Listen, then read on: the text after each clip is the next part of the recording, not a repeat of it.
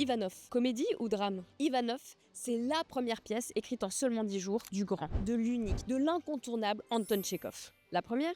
Pas tout à fait.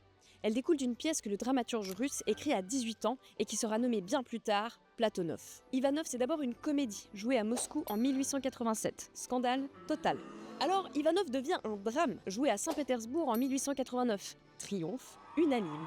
Ivanov, c'est la pièce que met en scène Jean-François Sivadier au Théâtre National Populaire en 2026. Et choisit-il la comédie ou le drame? Il ne choisit pas. Il jongle avec les deux et c'est ce mélange qui en fait toute la splendeur. Car Ivanov est triste et drôle à la fois.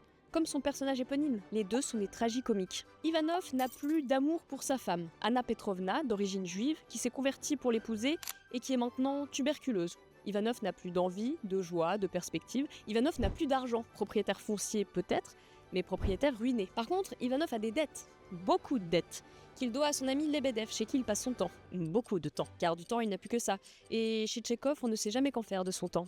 Ça tombe bien, Lebedev a du temps, de l'argent, mais surtout une fille, Sacha, complètement sous le charme d'Ivanov. Elle non plus, elle ne sait pas quoi faire. Alors elle décide de sauver Ivanov de son malheur. Tout pour éviter l'ennui, tout pour éviter que le réel ne nous rattrape. On boit, on joue, on médit, on se marie, on rit surtout. Jean-François Sivadier et toute son équipe bousculent le tragique pour révéler le comique. L'un ne peut fonctionner sans l'autre. Les personnages tchékoviens sont des clowns tristes, dit Sivadier, qui bricolent leur vie comme une suite de numéros dérisoires. Leur scène est un terrain vague, peuplé d'absences, celle des parents, des enfants, des projets disparus. Où celles et ceux qui restent, les vivants, passent leur temps à essayer de se réparer. Alors, on pleure ou on rigole? Venez nous voir pour le savoir.